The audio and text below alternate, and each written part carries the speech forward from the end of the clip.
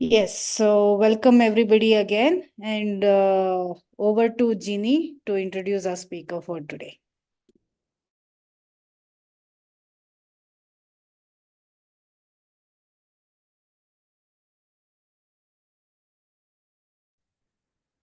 Yes, thank you, ma'am.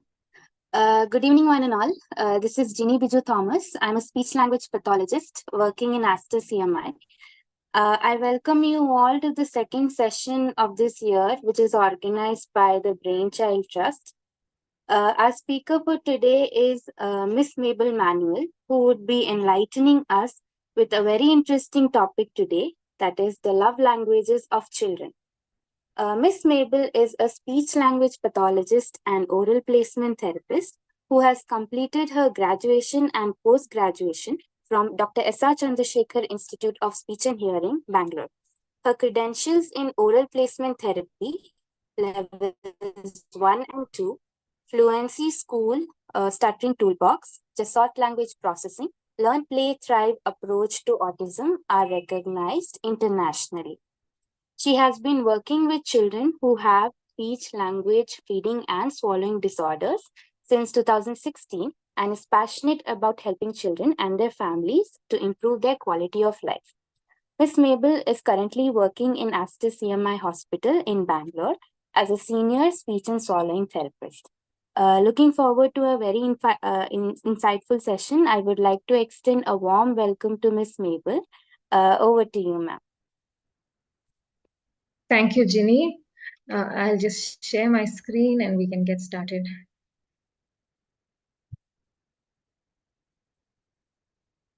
Yes.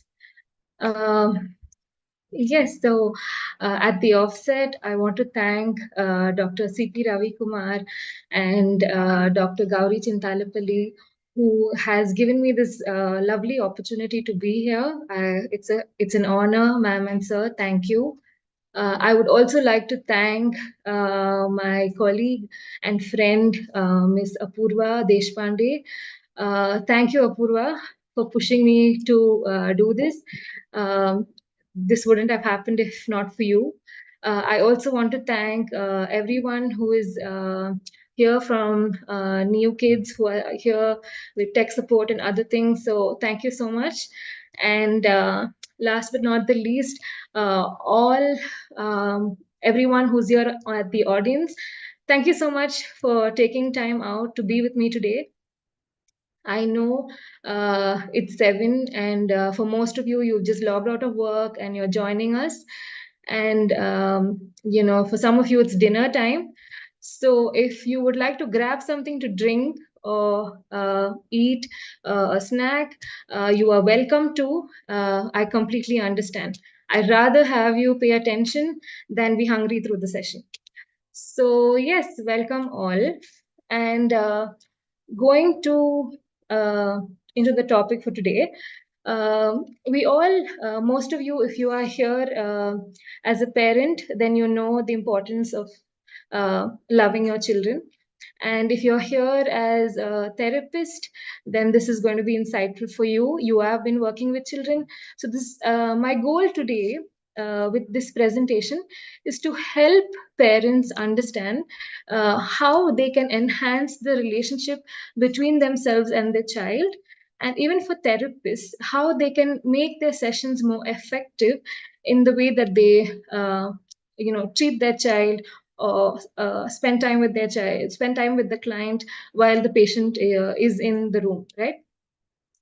So yes, the topic is love languages of children, and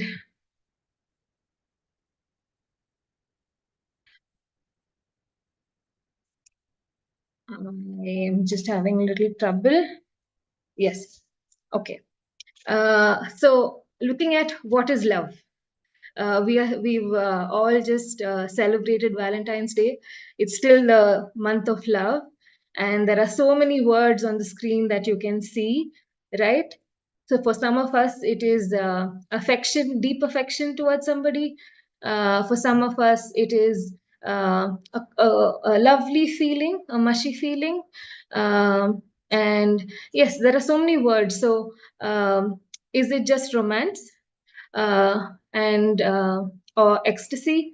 What are the different kind of, you can see the multiple words that we see on the screen today. And someone says love is chocolate also. So yeah, I'm sure quite a few of you will agree. But I would like to talk today about love being a choice, and how it requires your active participation, how it requires mental effort and sometimes physical effort, emotional effort. And it is a choice, it is a decision that you are making towards a person, be it your spouse, your child, whoever it is, right? So why do I want to talk to you about love being a choice? We will go into understanding these two zones before we move towards me explaining about the love languages. All right. So there is something called the love zone and the fear zone. And this was given by Dr. Caroline Leaf, who is a renowned neuroscientist. She has been practicing for more than 30 years in the field, and brought about a lot of information in terms of how the brain functions and understanding how the brain works. And she has also pioneered, she's also a speech therapist who's turned neuroscientist. So she has worked with children with autism and many other syndromes or disorders. And she talks about the love zone and the fear zone, and how children or individuals function and grow in the love zone versus a fear zone. For those of us who have a medical background in education, we can also understand this as the parasympathetic and the sympathetic nervous system functioning.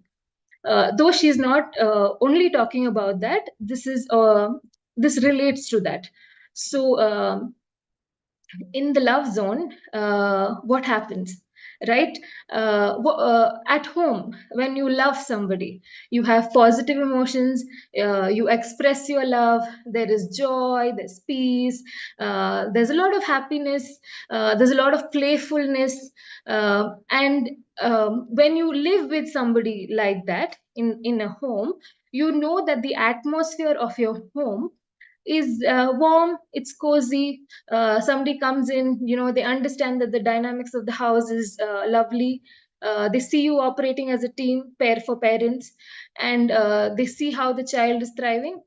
And while we live there, my when I say zone, what I would like to talk about is a state of being, right?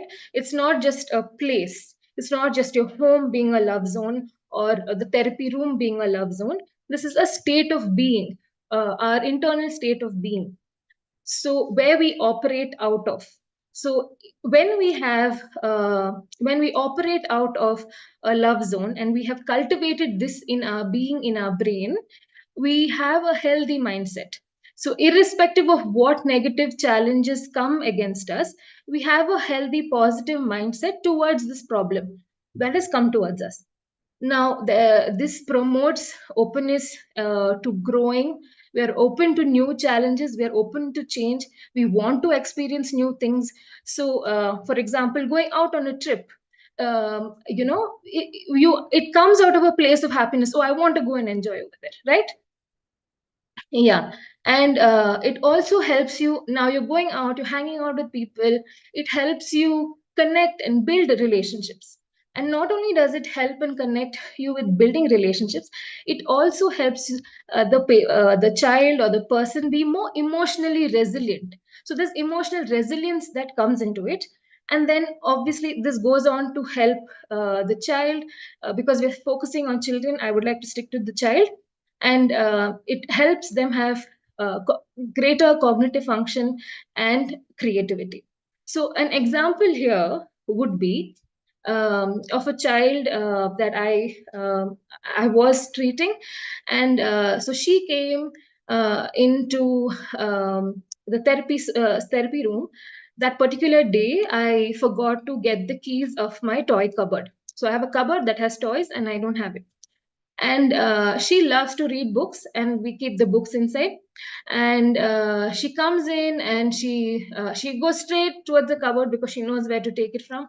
And unfortunately, the cupboard being locked, she was very upset. So she has planned from home, okay, I'm going to meet Mabel ma'am, and this is what we're going to be doing. So she has planned her day, planned her session, and she's come to meet me. But of course, she was very upset. And this is a child who's on the spectrum. So we had this conversation. So she's like, no, I want it. And she starts screaming in the beginning. And then I hold her hand, and I speak to her. So we go, sorry. Yeah, I speak to her, and I'm telling her that, okay, we don't. So I let her scream because she wants to vent it out. She's very upset. So she finishes the screaming, and then I look at her, and I'm saying, I'm sorry, I forgot to bring it today, but how about we go and ask. So I'm a speech therapist at Aster CMI. So I said, okay, let's go to the physiotherapy room and see if they have any books today.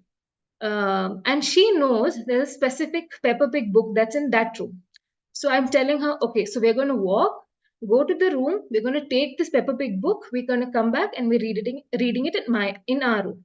So she's taking time to process it, obviously, and then so she agrees, and then we go.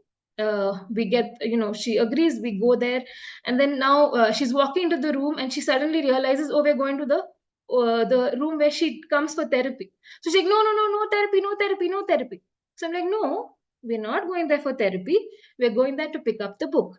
So I break it down. Then we go, we get the book, and she comes back to the room, and then we're reading. Now, this is where I want to give you an example of the love versus fear zone.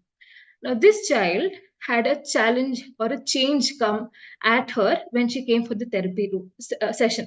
It was way out of what she wanted for the session to look like, right?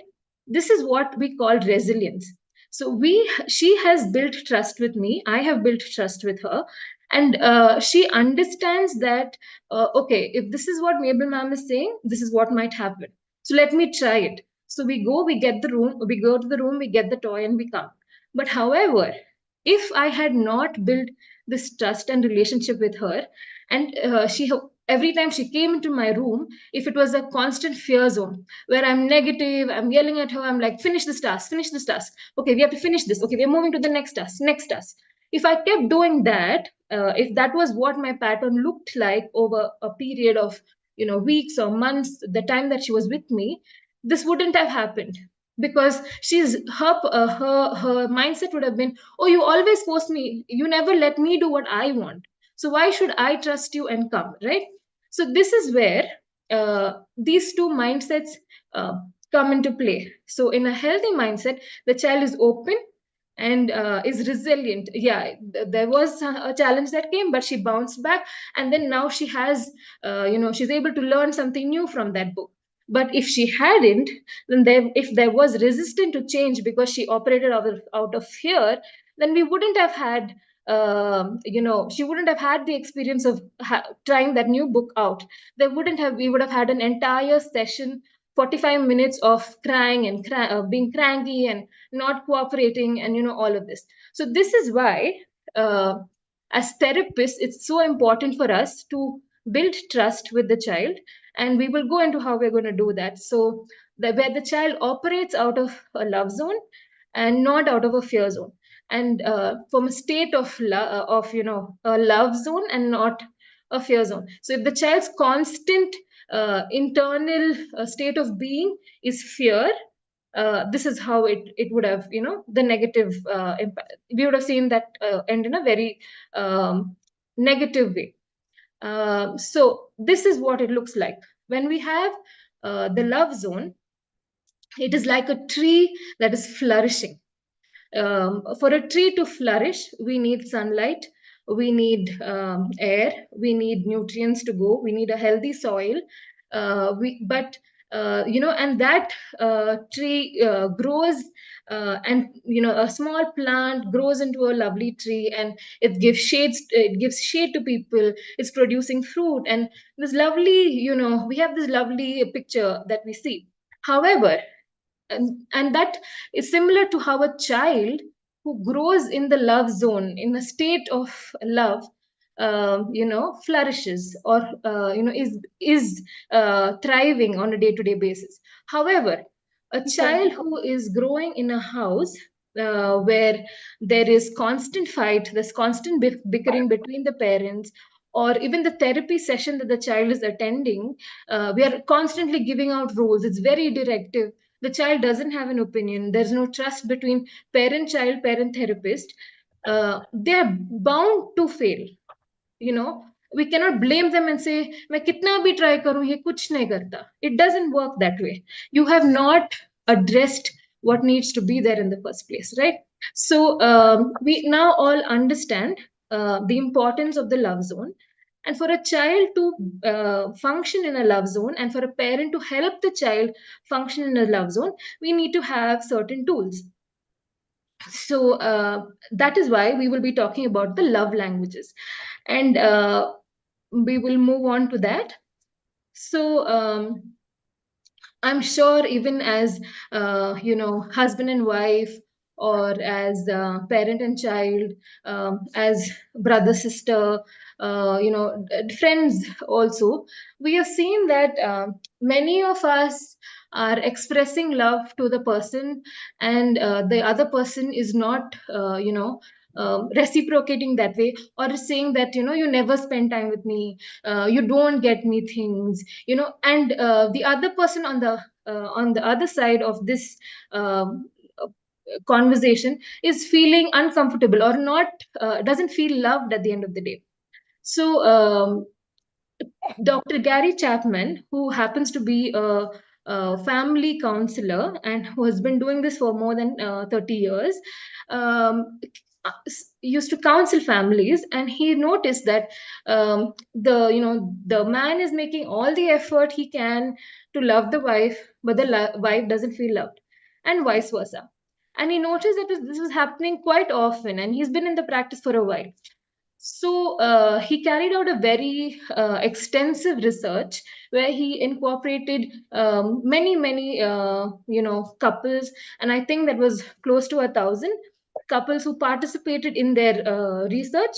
There were questionnaires given out. There were many kind of studies that was carried out, and when they looked at the results, they saw that there were 5 patterns that stood out the most.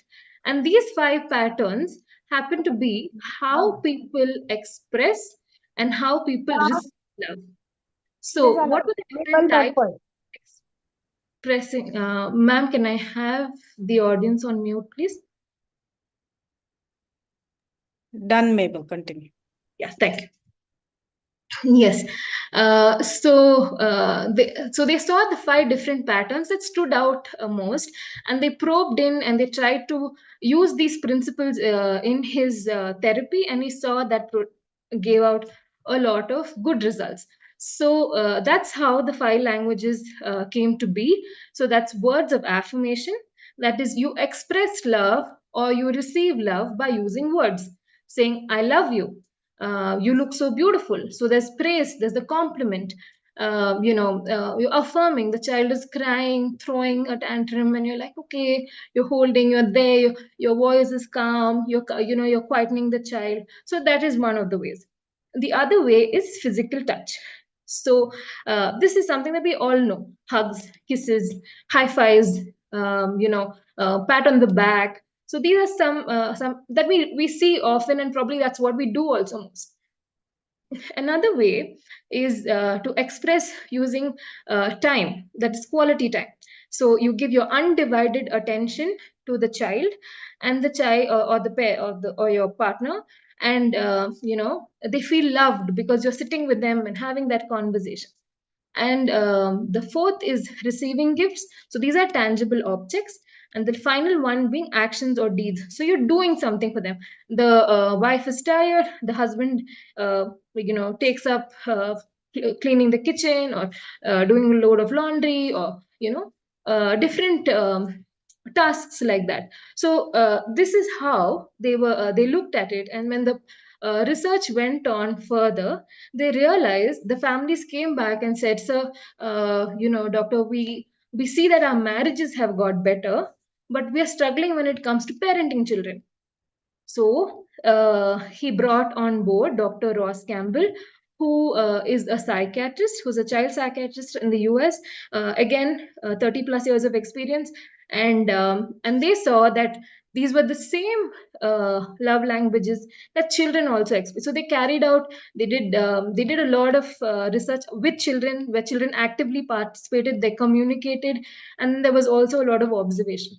And they finally concluded that, okay, these are similar, but the dialects look different. That is, when I speak Kannada, for instance, when I speak in Kannada in Bangalore, there's a particular dialect of how I speak. I speak, or there's a certain style of how I speak. But if I go to northern Karnataka, my Kannada, the language there, the way Kannada is spoken there is very different. So the same thing, the language is the same, so it is words of affirmation, but there were different dialects, and from infancy to adulthood, it looked different. And today, this is what we're going to be discussing. We're looking at the different love languages, for children, and how we can, apply them.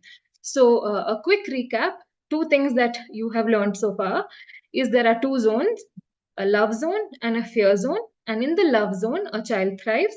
In the fear zone, the child doesn't, right? And to operate in the love zone, we need certain tools. And the tools that we are incorporating today are the love languages. Okay, so applying love languages in daily life. Physical touch. So when a baby is born, we often prompt the parents to have skin-to-skin touch. This is something that we talk at the hospital. And lately, I have noticed a few young children who've come to me with the concern of swallowing. The doctors have not advised, or I would say have not even mentioned this to the parent. And they come and ask me what it is. So therapists who are here, please promote skin to skin contact as young as the baby is born, and help the parent understand how it is done, and so that they can start nurturing the baby from the time the baby is born. You are growing the baby in the love zone, so that is so important, right? And so the different types, when the baby is young, it goes on to skin contact. And then, of course, you're cuddling the baby, you're cradling the baby, you're carrying the baby a lot, right? And even there are even times when we do massages for the baby. So as a young baby, these are some things that we do to help the child understand touch, and understand even whose touch it is. Like, this is mama, this is dada. Most of them, because they start seeing, their vision develops much later. It's not from the beginning, right? So most of them understand you through the touch. Now, this probably comes very naturally to parents, but therapists who are here, especially if you're a pediatric physiotherapist or a speech therapist. I know a lot of physiotherapists are here today, so hello to all of you. You are, if a baby has come to you, at 2 months, 3 months, or 4 months, at whatever stage, we already know that the child has had a stormy stay in the hospital. The child is coming to you for therapy because of a medical background, or where medical history, where the child is not doing well, right? Or wasn't doing well. So, which means the child has had a lot of needles poking him or her, a lot of may not be rough handling, but not very safe touch.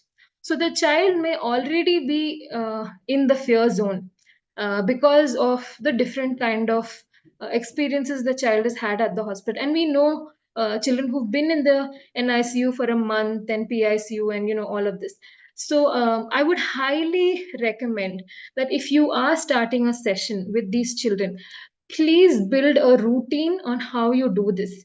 So when the child comes to you, either you rub their feet together, and then you rub their hands together, play with their cheeks for a bit, and have the same 3 exercises, that is leg, hand, cheek, or whatever you feel is important for the child or relevant to the child. Keep the same routine every time. The first 5 minutes, take the time to do this, so the child understands this is my therapist and there are no needles in this room.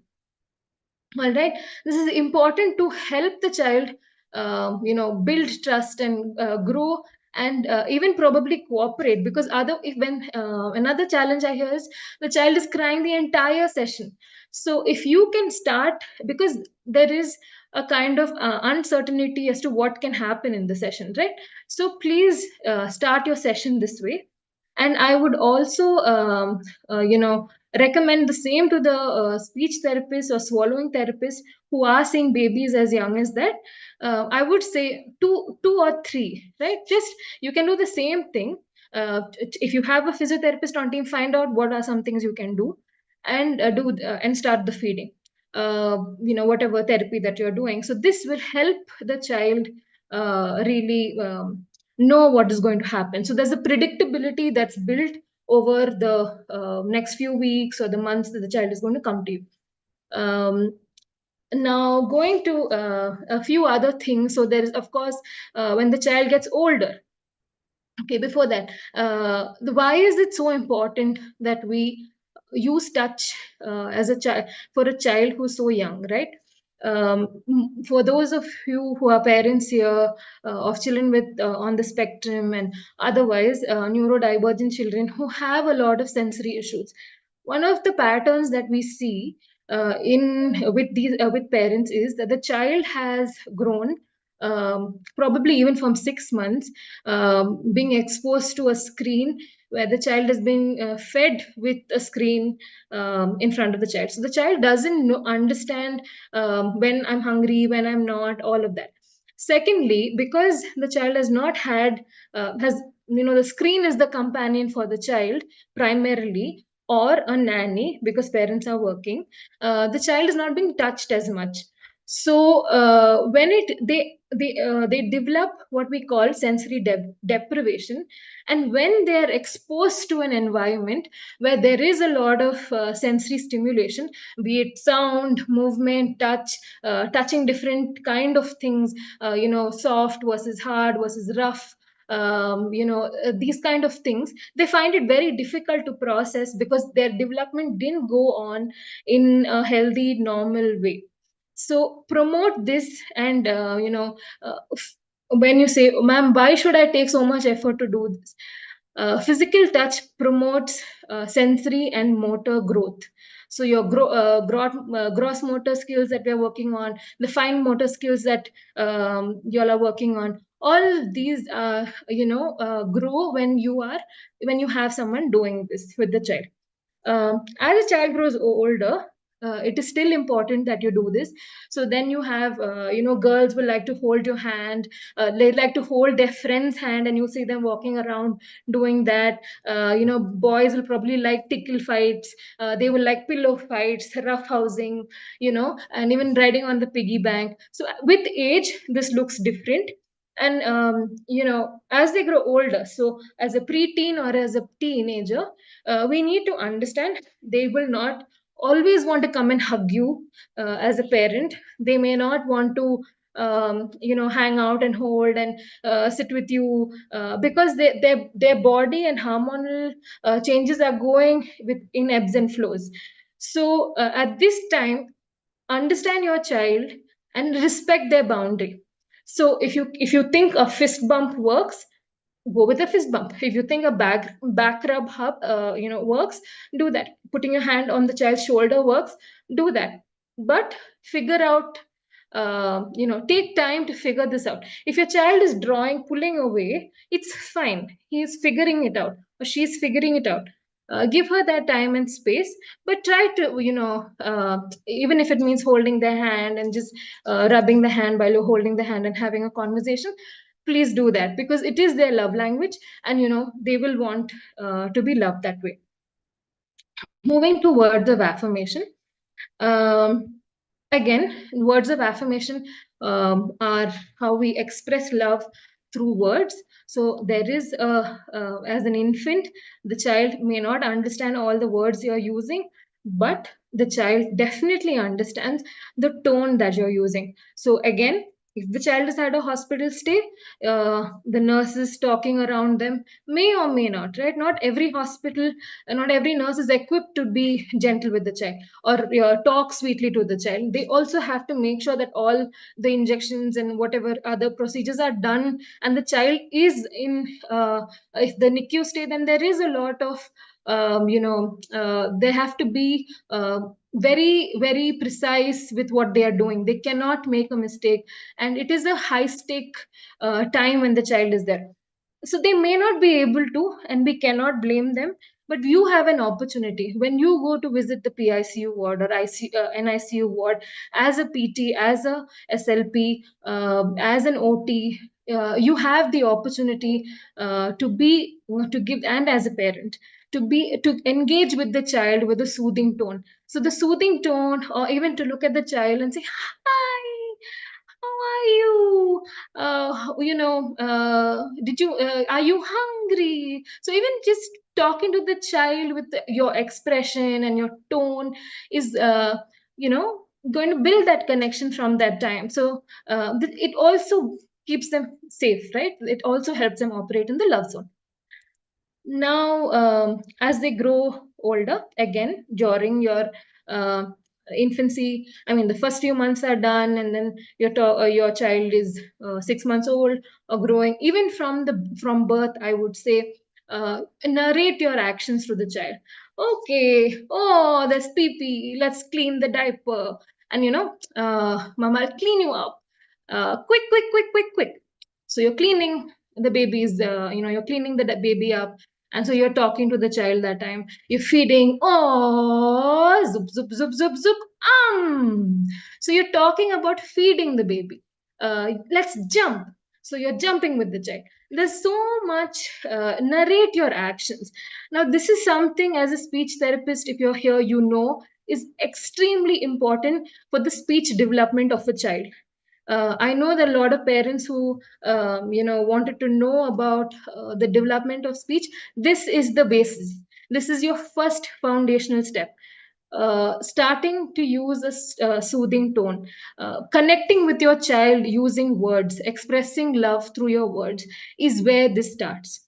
All right. So when they grow older, you can do rhymes with them, singing rhymes with them, laughing with them, just letting them know your tone with them. So even when they have done something wrong, being mindful of. And one of the things I tell the parent is, if you've been away for 2 seconds and the child has pulled out the atta bag and there's atta all over your kitchen floor, count to 20 in your mind and then react. Then respond, not react. Respond to the act, right? So you calm yourself down. You operate out of the love zone. You shouldn't be operating out of the fear zone. And then you look at how you're going to discipline the child for the activity for whatever that they have done. And in most cases, if the child is below 1.5, they do not know it is wrong, and for them it is fun. They're having fun. And if you're going to say no, no, no, no, no, no, and you pull the child out, you have limited their exploration. And it you're limiting their experience of that whole situation. So they've had some sensory they've touched something that has given them that sensory feedback, and there's smell and there's touch and there's yuckiness when that dough went in their mouth. So all of this helps them. Yeah.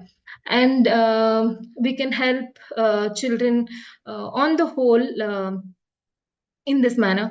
And of course, when they go to school, then there is praise and encouragement. They have done the tasks that they have the school teacher gave, or whatever that you had asked them to do, and use praise. Even if it is a small task, right? Go ahead and encourage your child. Let them know that you love them, and your words towards them are kind and polite because you love them. not because they have ticked off all the to-do list that you had given the child. Your child deserves to be loved. Your child deserves to grow in the love zone, and that is irrespective of how the child is performing or not, where they are at developmentally. They deserve to have you speak to them kindly and politely.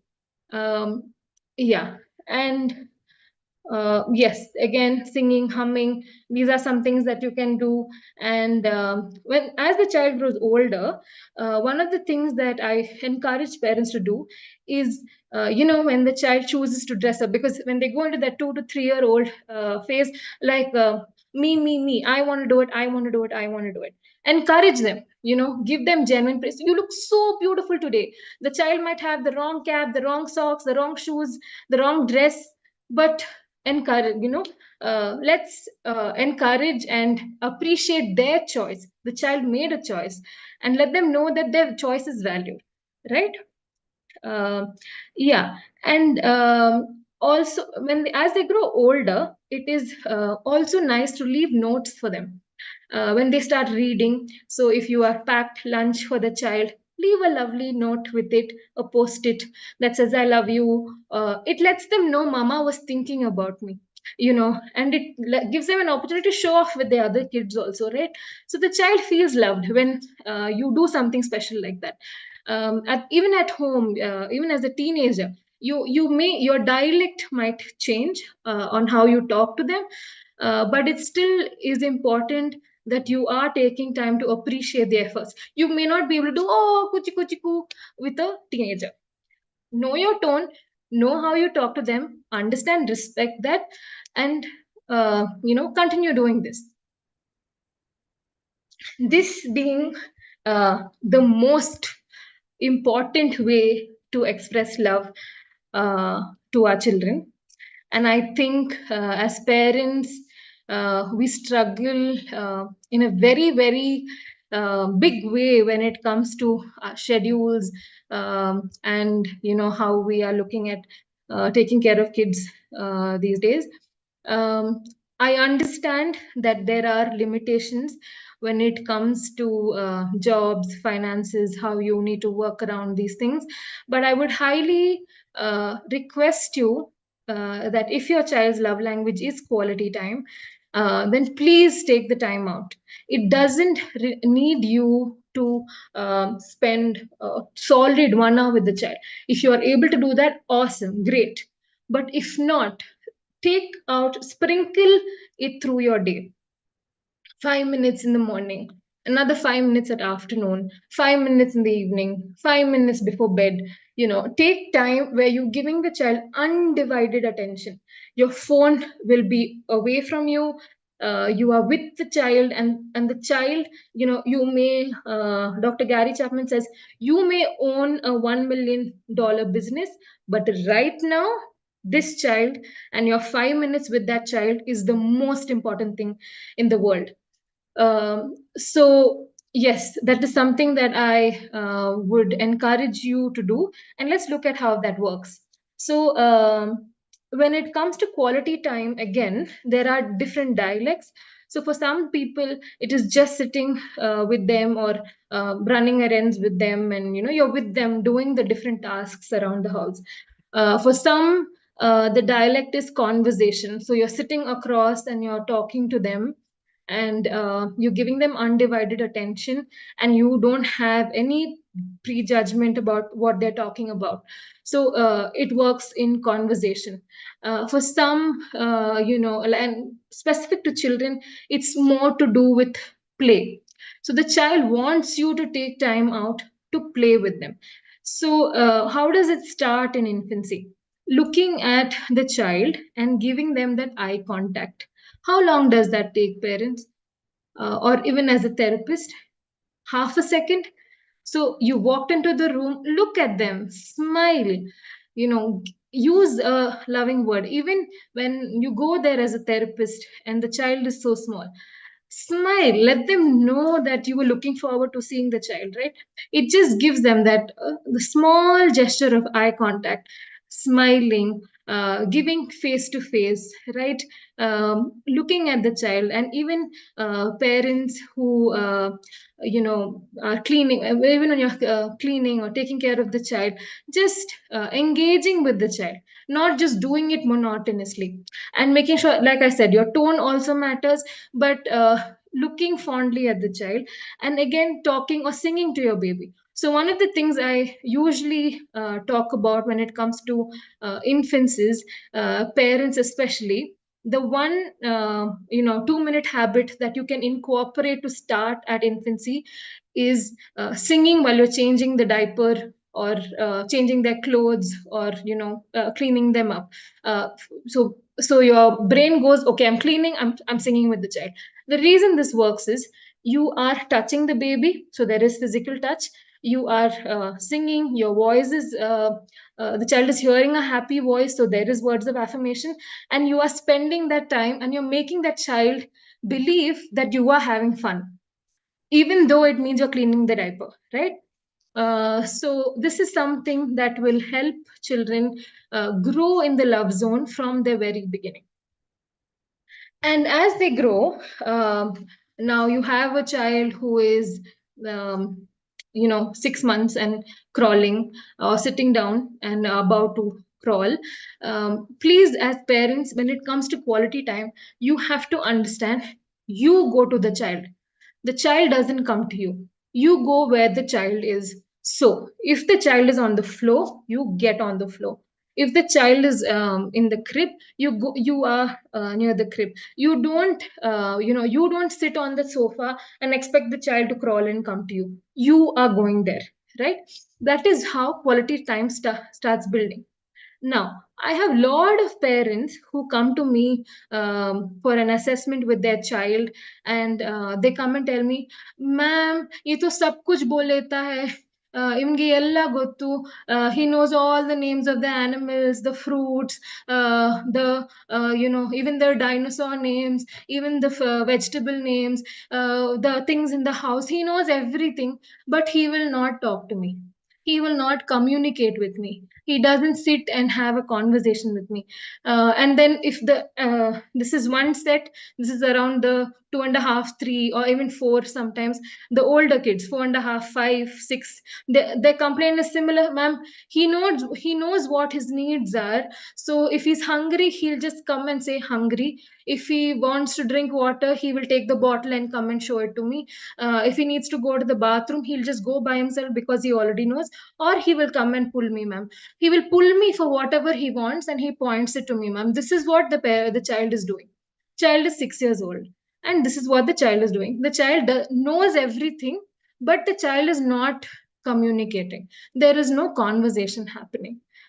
Parents, this is the tragedy that and the reality of what is happening, right? The very tragic reality that many parents are facing. And why is that? At what age have you started screen time with the child? If the child felt that 6 months, 8 months, 10 months, the child has started watching TV, and the TV was on for 2 hours, 4 hours, 8 hours. Some of them have even had exposure for 10 hours because both parents are working. The maid has switched on the TV. The child has seen that the TV is the most fun person here. The child has developed that TV is fun. Me and TV have a great relationship. I come and sit in front of it, it entertains me. My parent doesn't. My parent doesn't take time to play with me. My parent is boring. So the child has developed this logic, or this understanding, or this reasoning, where the child has not seen the parent very actively taking time out to be with them. Yes, there are real situations where you're not able to. But like I said, 5 minutes here and there. You're at work, you can make a video call. Show, express that you're looking forward to seeing the child. Let them know who you are. Let them know you are the parent. The TV is not, right? So when they start doing this together, when you start doing this, the child will definitely, when they see that you are fun and you are interested in their interests, So right now, if it is Peppa Pig, then you're buying them Peppa Pig books and you're playing with the Peppa Pig toys on the floor with them. Or if it is Cars or Paw Patrol, all these different cartoons, whatever they're watching, stop the screen. If they're watching Peppa Pig on screen, stop it on screen and switch to playing with Peppa Pig toys.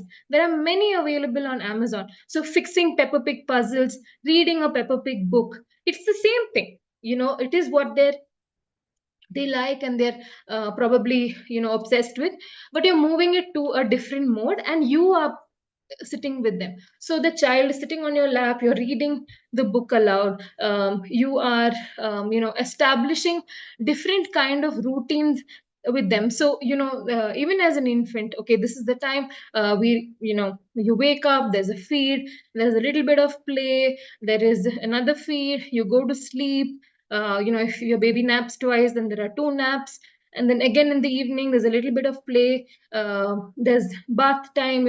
So you build your routine from the time the child is young. So there's a lot of predictability, and they know to expect you.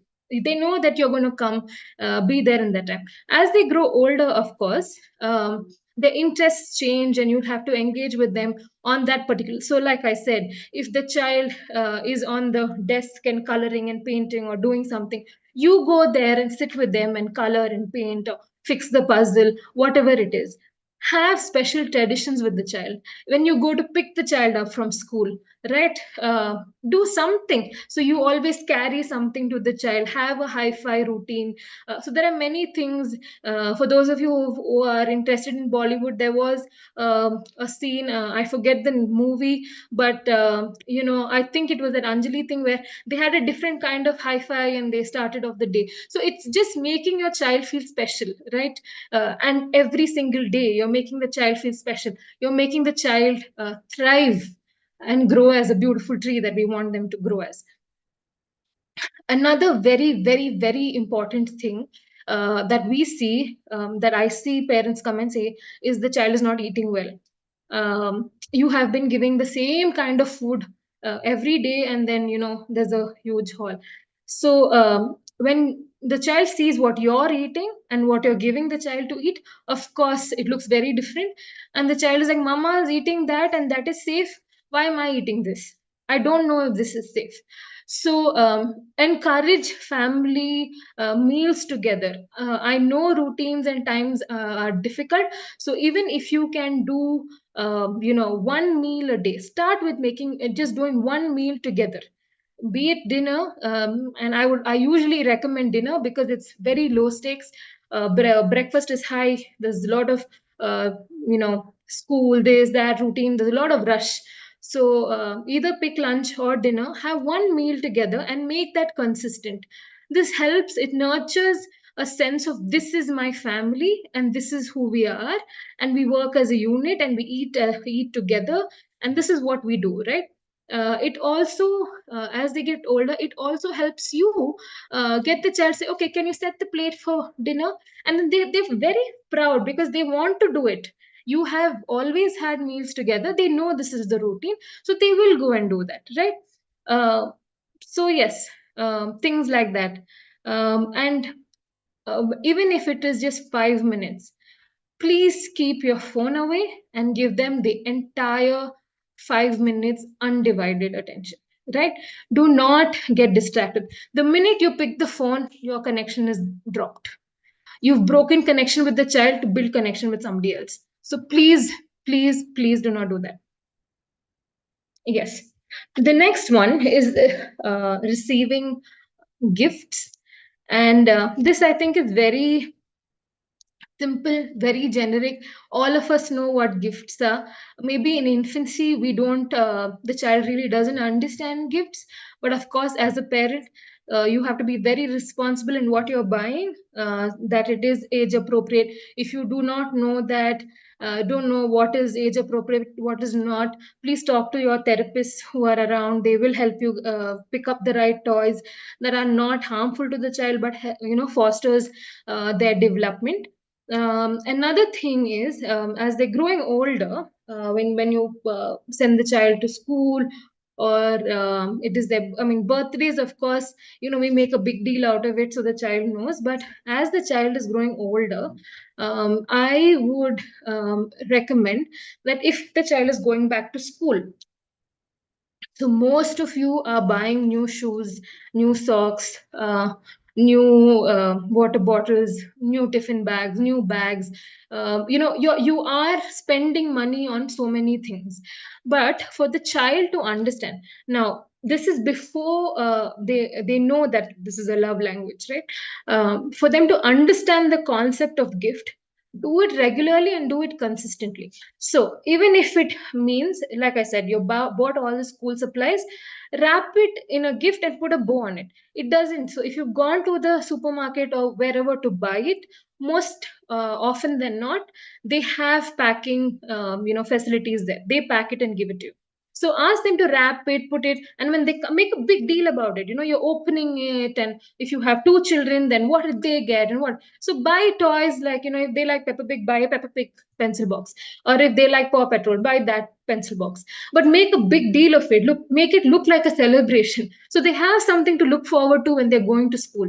They have it. It is not just okay. This all of this was bought and it was put in my bag, and I took it to school and then I saw it. So when they go to school, what happens is they're so excited to say, you know what, my dad bought this for me. My mom bought this for me. I'll show you my new box. I'll show you my new pencil box. I'll show you my new eraser. There's so many things they want to show, so that it's fostering growth. It's fostering their connections with one another, right? They get to explore, and you are giving them stuff to talk about when they go to school. So yes, and another thing is, you are the parent. Just because their love language is gifts, it does not mean you buy everything they ask for. You are the parent, you set the budget, you know what you can and cannot buy. And for most kids, I know parents say, ma'am, if I take him to the supermarket, he's rolling on the floor because I didn't give him his packet of chips or chocolate or whatever, you know. So when the child is older and understands what it means to go to a supermarket and come back, you before you leave the house, you sit down and have a discussion. This is not when you're walking out. This is not when you're in the car. You're sitting at home. You're making a list of items that you need to buy from the grocery market, which is what all parents do, right? Have the child do that with you. So they may not know the spelling, but they can draw the list. So they can draw a potato, they can draw onions, they can draw, milk packets. They can. So have them do the list. You know that, this is what they meant, and you also know what it is. So if you don't make, after they've handed that drawing to you, you can make a note on that. But so they know before going that these are the things that I get to buy from the supermarket. This is our plan. Mama and I are a team, and we're going and we're going to get this and come. So before you go, and of course the child will want a chocolate or a car or a whatever. Try as much as possible to avoid those aisles if you can. If not, discuss it with him. And another thing you can say is, you can start teaching them how to use money. So as young as, okay, so this is this is also a good way, time, and you can start teaching them about what the use of money, the concept of money. So okay, you have a 5 rupee coin, and this is what you can get out of 5 rupees. So you have 1, 2, 3, 4 choices for 5 rupees. So you are giving the choice, so child feels empowered. You are not deciding that for 5 rupees this is what you're going to buy. You have 4 choices, or if not 4, if you can at least think of 2 or 3 choices. Start with at least 2 and say, this and that, what do you want? So 5 rupees, this is what you can buy. So this is what it is. 10 at an older age, 10 rupees, 15 rupees, this is what you can. Give them a choice, let them think about it before they go. So they've had time to think. They're regulated, they're not going to the shop and, oh, I want, thing. So, and then you say, oh, I only have 10 rupees today, or I only have 15 rupees today. You may have $1,000. It doesn't matter. But to the child, this is what you are setting the boundary with, right? and this is how you're going to work around it. So you set the budget and you stick to it, and encourage the child also to understand that this is how it works. And when they get older, you can there's pocket money. There's also the option of paying them for chores they do in the house. So if you have routines and you can pay them, again, 5 rupees, 10 rupees, you are the parent, you can make that judgment and make the right judgment when it comes to this. You do not know what to do, talk to the class teacher, find out what activities you can, or you have therapists that's helping you out. Please get them on board with that. Another thing is encourage gratitude. So most likely, if this child receives love in the form of gifts, it's most likely that they express also through gifts. So they are going to keep coming and giving you things. I had a child who I used to see and at Astor. She has this habit of bringing something when she comes to the session. It's and The funny thing is that she'll pick up a leaf before she comes in from the garden. She'll pick up one bud. She'll pick up one flower. She'll bring one eraser. She'll bring a pencil. She'll make some. And as she got older, she would make things for me and bring it. Right. These are very small things that they've brought, but it means that they wanted to express love to me, and I hold it very dearly. So you will see this happening. The child bring a flower, mom, and they'll bring, Mama, I made this for you. Mama, I drew this picture for you. Dada, I did this for you. I draw. So this is, if you see this happening, you kind of know this is where they're at, and to teach them gratitude. Now, how do I teach him to say thank you? Is you start saying thank you for every leaf and stone and bud that you got. So thank you, make a big deal about it, and oh, look at these colors, so pretty. I love this flower, and thank you so much for thinking about me. Uh, you get so. You start saying thank you, and then they learn that they have to say thank you when they get a gift, and encourage this habit of gratitude. So through their life they're using this, and they don't take the material things that you're giving for granted. Another very, very, very important thing that I want to point out here is parents who are going through separation, parents who are single parenting, and you have the kid going from one house to another. Please do not buy the love of your child by giving gifts that you have not discussed with the parent in custody. Even parents who are together, and mom has said no chocolate. The child has been begging for chocolate the whole day, and mom says no chocolate. Dad walks in, he gets the chocolate. You have broken the team. Mom and dad, you are one team. And if you have family members in the house, you all are operating as one team. If the child comes and asks one parent for a certain thing, chocolate, for example, and mama has said no to the chocolate, dad will not say yes. This is something mom and dad have to sit together and discuss. Set rules and boundaries for your children, and let them know that we function as a unit. If one parent thinks this is not good for the child, the other parent cannot give that. Simply because the child eating a lot of chocolate is not healthy. You have not taken the time to spend time with the child to sit down, or you've not done anything, and you quickly want a quick fix and you're giving a chocolate so he can be on your team. You are breaking the family unit. Please function as one team. Discuss the rules of the house with each other. If the child has asked the mother for chocolate and she said no, came to the father and asked, if the father doesn't know that he's already asked the mother, your first reply should be, let me talk to mama about it. And then if mama said no, okay, it is no.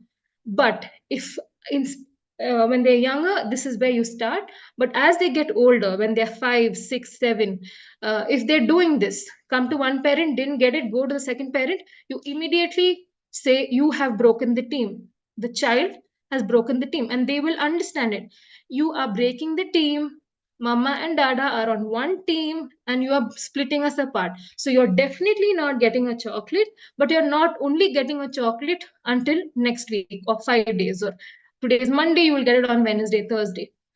Set a clear, fair rule that you all are one team and you take each other's side. So if Dada has said no, then Mama will not give it. If Mama has said no, then Dada will not give it. Your child needs to grow in a home where there is where there is love, right? There's a love zone. So parents have to work together. Love is going to come out only when there is unity, when you all are working together. If you have other family members in the house, dad and mom, build your team, figure out your rules, and then sit down with them. Grandparents in the house, child doesn't ma'am, I don't give, they go to the grandmother, go to the grandfather and ask, go to the aunt and ask, and whoever. All of you are together to make sure that the child is growing and thriving, right? So they may not understand in the beginning, but if you sit down and explain it to them, they will get it, because they also love the child and they also want to see the child thrive and grow. So if you make them understand, it might take 3, 4, 5, 6 repetitions, but your child is worth that many repetitions. So please make sure that you stick to these boundaries when it comes to getting gifts for your child. And when they get older, you can also ask them, you will know what they want, right? So as teenagers, they want it, so they're saving up money to buy a particular shoe brand. Let them save the money, but when it comes to the day of buying the shoes, get the shoes, surprise them.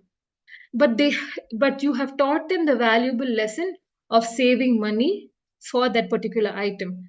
But your love you have expressed by surprising them. So now that they have this amount of money, 1,000, 2,000 rupees, what can I do with that money now? How can I teach them, show them, help them understand how to use money, how to break it down for whatever needs they have or whatever upcoming events they have.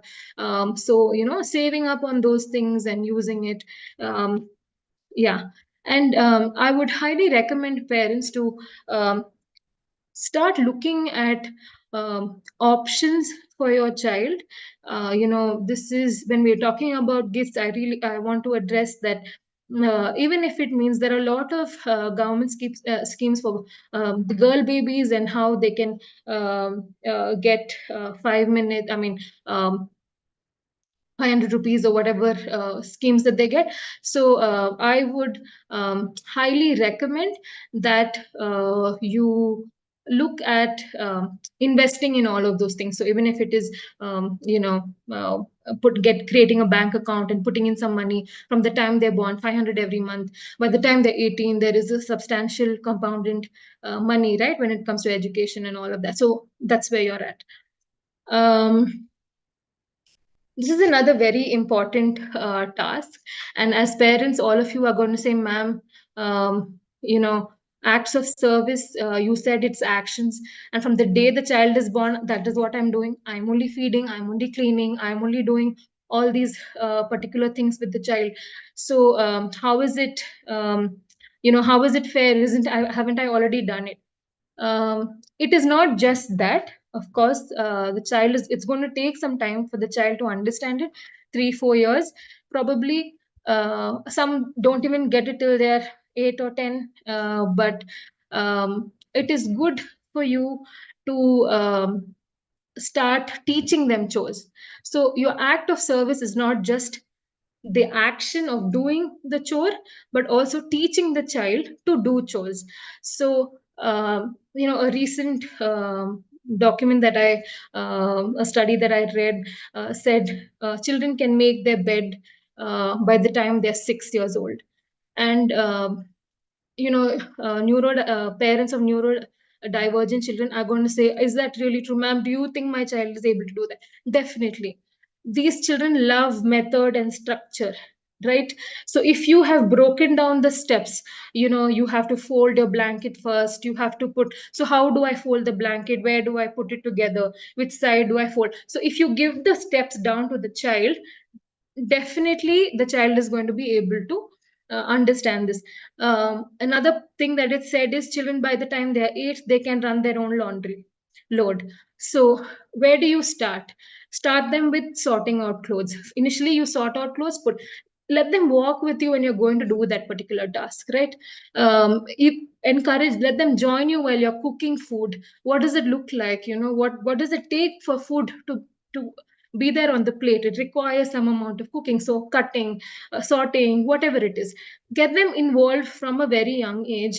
This is the best service you can do to a child. When the child is 18 and in college, there is no course in college that he or she can take that is going to teach him all these chores that or she requires to live. When the child is moved out of your house and gone to another state to study, they're going to struggle. But if you've empowered them with this from the beginning, they're going to feel very, very appreciated. And there are also, when it comes to certain hobbies or tasks that they want help with, mama, my dresses, my doll's dress is torn, please can you stitch it up?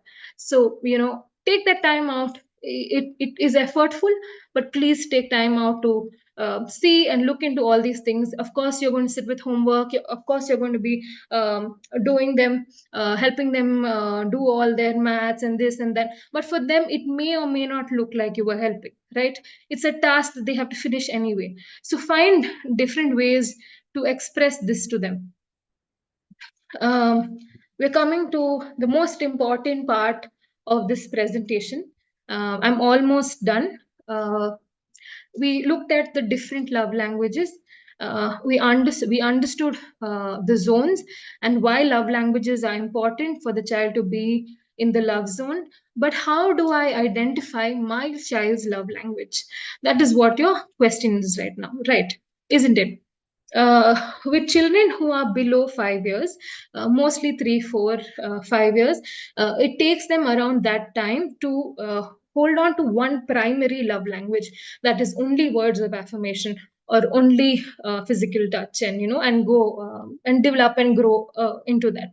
However, children who are below 4, you have to sprinkle all 5 love languages because they're still figuring it out. So you cannot hug and kiss and do all that and then yell at the child. That is not going to work, right? You have to work parallelly with this. So the first step to doing this, if your child is a bit older, or even if they are 3 or 4, what I usually recommend is do a 5-week experiment. And the 5-week experiment is every day, every week, you change the love language of how you are expressing it to the child. So the first week, I always ask the parent to start with quality time, because that is the basis of every other thing. You need to have time to kiss the child or play with the child, whatever. So start with quality time. 1 week you're spending time with the child, the whole week. Every time you get a chance, you're sitting with the child, you're giving eye contact, you're laughing, you're smiling, all of that. So 1 week, that's what you do. The next week you go to physical touch. Then you go to words of affirmation. So each week you're using only one language to express to the child. Now what happens is, when you hit their particular love language, you will see a huge reduction in tantrums and the child is going to thrive. And that is your cue that this is possibly their love language. But let's say your third, the experiment, the third one was words of affirmation. I would still request you to go through all 5. Don't stop there and only keep doing that. Go through with your, gifts or acts of service. Continue, finish the 5. The reason being, some kids pick up on 2. So for me, as me personally, for the longest time, I think up until I got married, the 2 love languages that I had, 2 primary love languages, and that was physical touch and words of affirmation. So this is a possibility even with your child. So I would say go through all 5, see how they explore. So how are you going to do this experiment? So we are going to do something that I want you to imitate with me. So you observe with your eyes. So you're looking. So what does the observation look like? You are looking at how your child behaves or how your child expresses love. How the child expresses love to you, how the child expresses love to your neighbor, the grandparent, the friend, all of them, right? You're observing with your eyes. So this is how you remember. Eyes, you're observing with your eyes, you are listening with your ears. Okay, so what are you listening to? What are the requests and complaints the child comes with? Mama, you never come and play with me in my room. Mama, you didn't fix my doll's dress. Papa, you didn't see my drawing. You didn't say anything about my drawing. Or you didn't, Mama, when I came home today, you didn't give me a hug. When I went to school, you didn't kiss me. So these are some complaints that will come, and you know, oh, this is what they want. This is how they want to be loved. And that is, so you listen with your ear, you listen to the complaints, you listen to the requests, all right? And then finally, you also, so you observe, you listen, and then you communicate. If your child is older, please use your words and communicate with the child and find out if you prefer this or this. So would you like, when you come back from home, would you like mama to give you a hug, or do you want to sit down and talk about your day? So they will be able to understand this. I'm talking about children who are 6 and older. You can have these conversations, find out how to do this. Right now, while these are tips that I'm giving you, we will be sending you a link. Ginny, would you be able to put that uh, in the chat? Yes, Mama, I'll share it. Yeah. So she will send you a link right now, and this is the website of Dr. Chapman. You can go and take a test for yourself.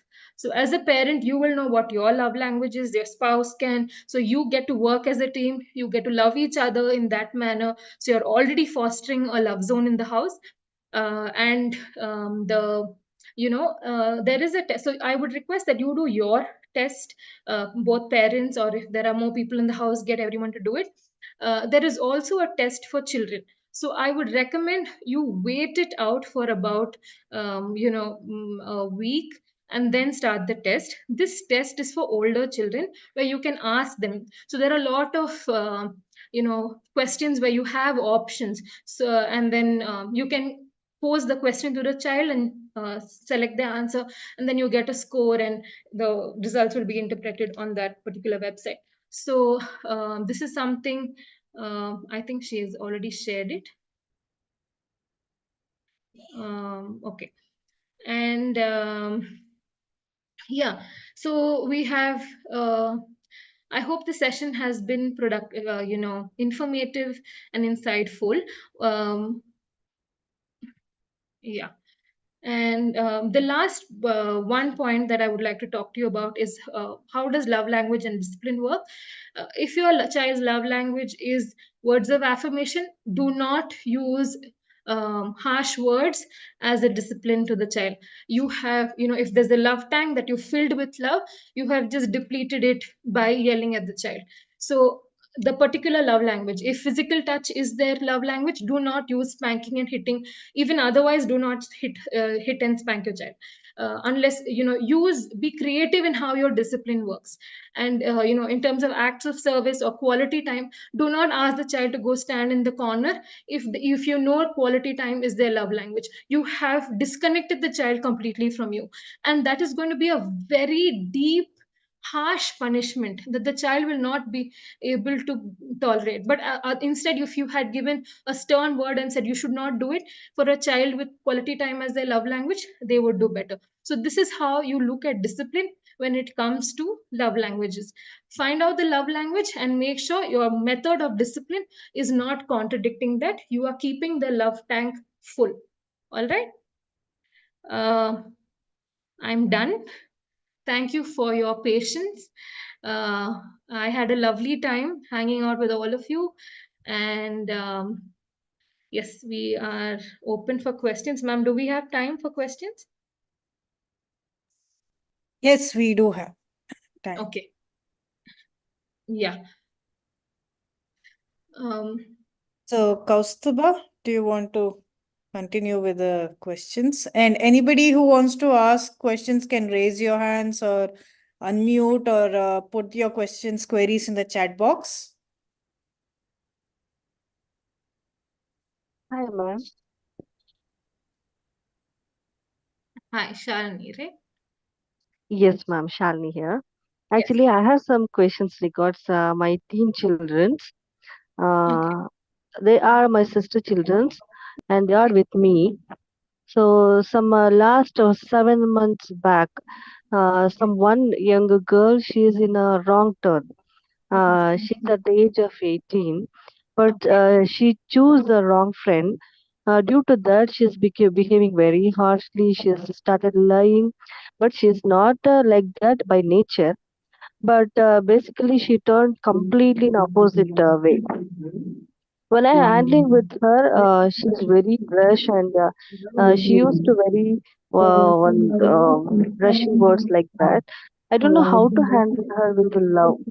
When I talked to her, I felt very angry with her because of the nonsense things she going to done with particular person. That's the major problem now. I don't know how to handle with her. Can you please suggest me something that how can I help her to change herself?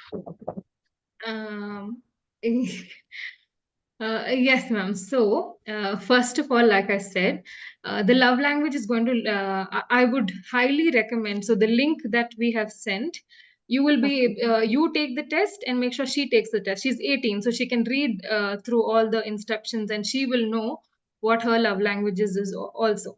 And then, you have that result. But I would, if you've already started, you said she's your niece, right? Yeah. Yeah. So if she's already staying with you, she's already, there is that. Does she have her parents, or is there? If you don't Yeah, mind she me. have her parents. She have her parents, but Okay. she'll be with her for the purpose of study. She'll be with me. Right. So she's already feeling left out. She's already feeling disconnected from her parents because right now, ideally, yeah, she should have been where her parents are in terms of education. So for her, right now, the first thought is the education is more important than I am, and she may or may not enjoy this education that she's getting, and her release might be this friend that she's hanging out with, right? So understanding that she's coming from that place, and secondly, even though you are the authority in the house right now, she may not want to respect you as the authority. She may not want to because according to her you are not the parent. I'm sorry to put it that way, but in her mind Okay. she has a dad and mom who are, so she's already irritated about that, and then we are trying to restrict and constrain and all of these extra things that we're adding onto this. So the first thing would be to talk to your sister or her parents and help them understand that these are things that are happening. If they can take time out and build a routine around how often they see her, and all of that. Second thing is, of course, definitely understand her love language and start communicating to her like that, not just you but even from her parents point of view. So if it is Okay. quality time that she wants, then let them make sure that they take out half an hour, 1 hour, whatever time in their week, to come and see her. Or even if they Okay. can't come and see her, at least Important. online, connect. Yeah, connect, let them know what's going on in her day. So for her right now, she wants fun because she's Mm. completely disconnected from that, that age of love. It doesn't matter how old the child is. A parent is a parent. As someone who is as old as me, I still, my parent is my parent. My aunt cannot give me that instruction. So this is something that you'll have to sit down with her parents and talk, but your first step would be to understand her love language and then go from there. Yeah, I hope Okay. I've answered. Thank you so much, ma'am. Thank you. Hi, Mabel. Hannah here. Hi, Hannah. I have a 6-year child. I he during the COVID, he was in the house, and we as a parents, both are doctors working, and he was more exposed to the screen with the grandparents. And now I feel that he was sensory input. He's overwhelmed in so many areas of his sensory. So how do I help with now? He's 6 years old. What is the best I should do as a mother? Like, he's Right. afraid of people around. He cannot make friendships. He cannot talk to people. He always plays alone. Yeah. Ma'am, so your first approach would be to meet a developmental physician who can direct you, who sees the child and then will be able to direct you as to is it only a sensory issue or is it a behavioral issue, right? Because sometimes when it comes to screen, we really cannot tell which one is playing, and a developmental physician will be able to look into that more deeply, and then look at, okay, if it is a sensory issue, then we direct you to having a sensory assessment done. So if that is with an OT or sensory integration therapists who are available, get the sensory profiling done. And once the sensory profiling done is done, then you get to know specifically what is there, and then that particular therapist can guide you in terms of activities and plans that you can use at home.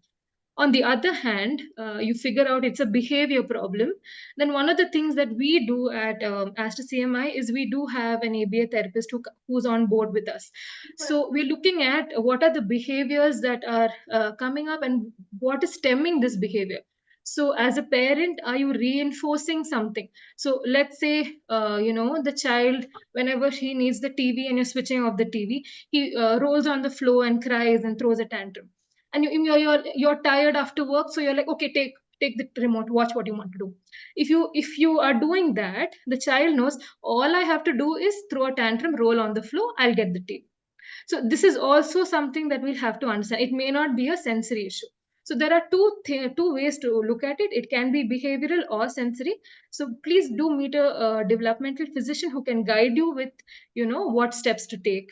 And sometimes what happens is, if I tell you to go meet an OT directly and it's not, a sensory issue, it's a behavioral issue, then you've wasted that much time. So I would say the developmental physician would be the right person to get you started on this, and then go forward from there. Yes. Okay, Mabel, thank you. Yes. So, Jeannie Abraham, you can talk. You've raised your hand. Yes. Thank you, Mabel, for the session that you're taking. I have a question. My boys they are the same age. Basically, they're twins. So they're 9 years old now. And overall, I don't have any difficulty with them. But one issue that I notice is,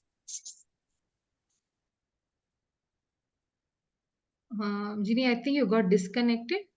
yeah, sorry. I was saying one issue that I face with both of them is that because they're the same age, I feel like they have to share everything, like their worlds, their friends, every single thing. And I feel that unknowingly has brought or is tending to bring competition between them, which I don't like and I feel very unhealthy. So that is a concern that I have.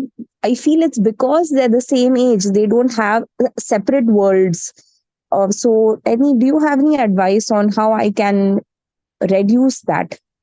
Okay, all right. So the first thing is, them being twins, most likely same set of friends in school and playing everywhere. So because their world is similar, and if at some place they are not they're not receiving love in the way they need to, you are, of course, as a parent, you're doing your best to do whatever you need to. But if you've missed out on the love language, then what happens is, the love tank or the cup that you are supposed to be filled, they're trying to fill it with somebody else. So it can be a classmate, it can be a friend, and all of that. So in between them, what happens is, they both want the same friend, right? This is something that we see typically with twins that happens, is they want to hang out with the same friend, and that friend chose the twin one instead of twin two, and then they're having a fight. So this this process starts when the root cause of love tank is not filled to the brim. So I would say start exploring their love languages. Most likely they'll have different love languages. So you may have to look and love them differently, and that's okay. And may I ask how old they are? They're 9. They're 9. So I'm sure they're able to understand conversation, right? When you tell them something, they are able to follow through with what you're saying. So you can Yes. even introduce the concept of love languages to them and start having fun play. Like, even if you can put out 20-30 minutes a day where, they are expressing love to Dada this way, they are expressing love to Mama this way, and they are expressing love to each other in that particular way. So they kind of understand that, and you have that time to explore and experiment with them. So the good th- I mean the a good experiment to start is to do the 5 week. Do 1 week, each week try one, and then from there you can. If you feel you're still struggling, please do write to me. We will share the ID with you. Just give me a minute.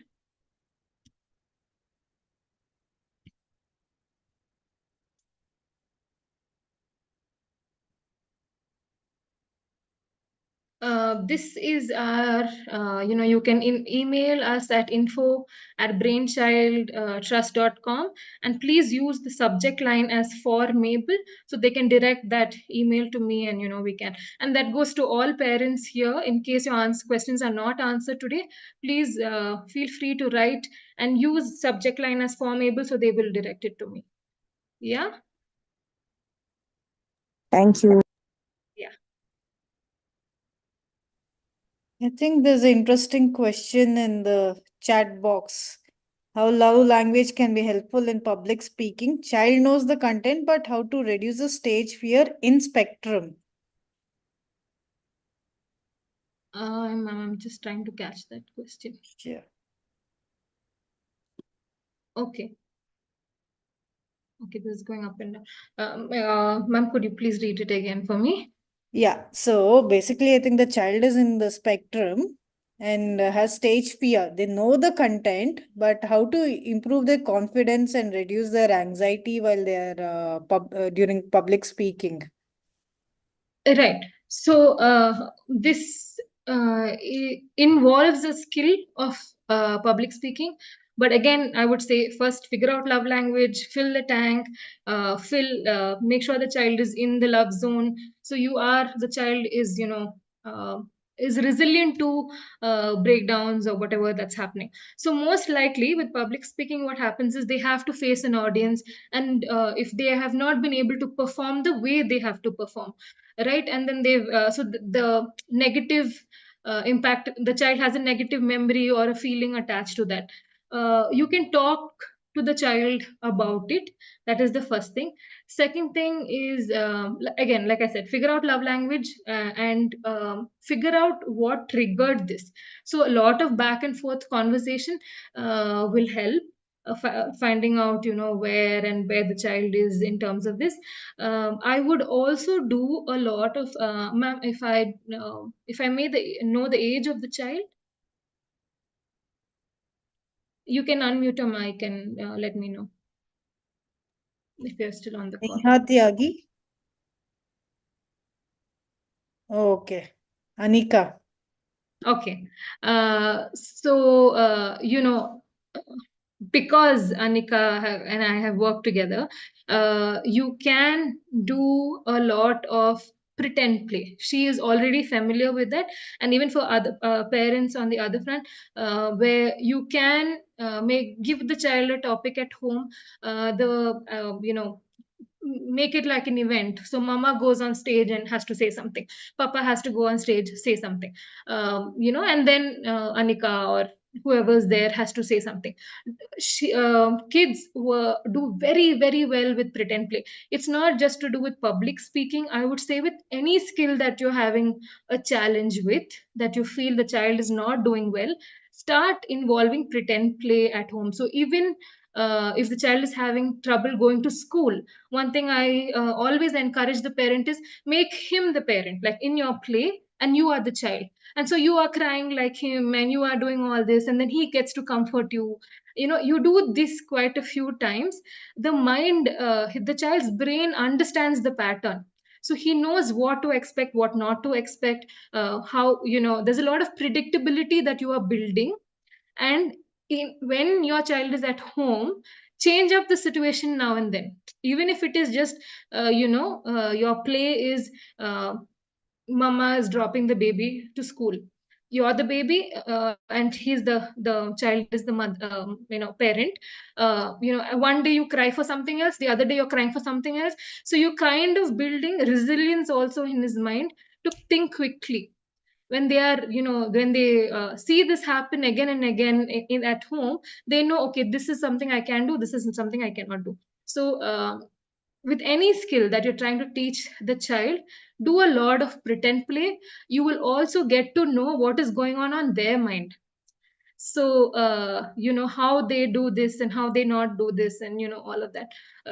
So it is also great to teach skills like that in terms of, one of the things that I used to play with one particular child is, she loved doing this camping routine. So she comes for therapy, we finish the session, and then she gets to do a little bit. So her reward was, she loves quality time, so I would give that only as her reward, or in the end maybe 5 minutes. And she had this whole camp routine where we will go and we will lie down on the bed, and we get up, and there's fire, and there's cooking. And so initially it was just, we sit in the car, we go to the campsite, we go to sleep, then we wake up, we sit in the car, and we come back home. This is what she thought of. And I started using that more, right? So we need fire, it'll be cold, so let's put all the fire sticks, and there's fire now. Okay, I'm feeling hungry, so can you cook something? So you're making her think that, or him think that these situations may happen when you're in the real thing. And if you've already done this in play, when they're up front again, so you've literally rehearsed them for life when you've done it with play. So use that as much as you can. Yeah, that's something I'd like to tell you. One more thing is, we had a few questions come up before, when we sent you the invites for this event. Those particular questions, I think most of it was around how do I identify love language, or what is love language, and things like that. And I believe I have covered all that information here. If you feel I haven't, kindly leave an email, and then I will write back to you about the same thing. Or if you'd like to come down and meet me, that is, that's something you can do as well. Yes.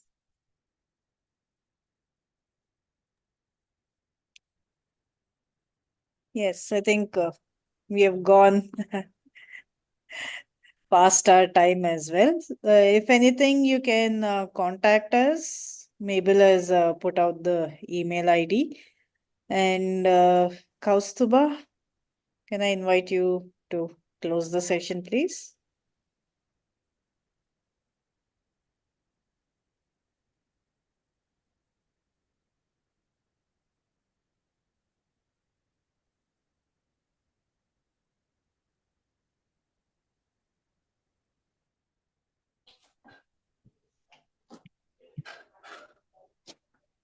Kaustuba, are you there? We can't hear you.